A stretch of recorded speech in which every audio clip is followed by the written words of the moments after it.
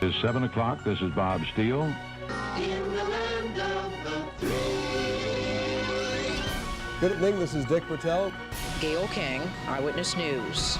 Good evening, I'm Denise DeSenza. I'm Dennis House, thanks for joining us. And finally, our flashback this Sunday. Gun control is certainly an explosive topic these days, but what was the feeling back in 1968? Former Senator Abe Ribicoff proposed legislation on handling crime and providing health care to those most in need. To me, there is no justification for the widespread use of arms and guns that you can buy through the mail and buy discriminately.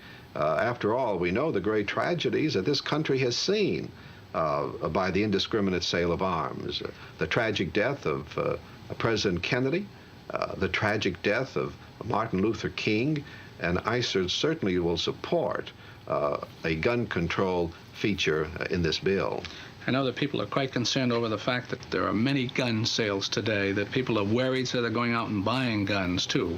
And well, that's tragic, Tom, because you might have a responsible person buying a gun, and you can trust a responsible person, but a responsible person won't have any difficulty under the controls and the permissive features and the licensing.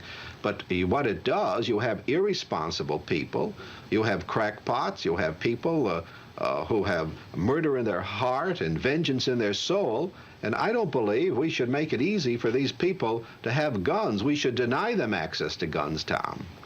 Senator, during the past week, you've held some hearings, and I know you plan to resume them on health care and health, the cost of health. What has come out of this so far? Well, I'll tell you what's come out of it, Tom. The realization that America is in a crisis when it comes to health. The deepest tragedy is what it does to children.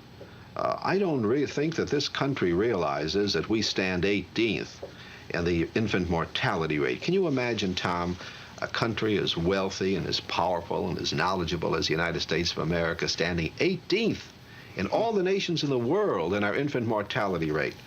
There's some 10 million people who suffer from malnutrition in a country like ours.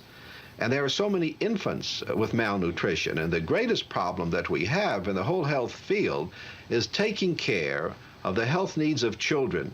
Because once a child has malnutrition, and if you don't get the childhood diseases early in a child's life, that child grows up physically handicapped for all his years with a fantastic, tragic burden on himself and also a great burden on society as a whole. Thanks for sharing your time with us on Face the State. Enjoy the rest of your weekend.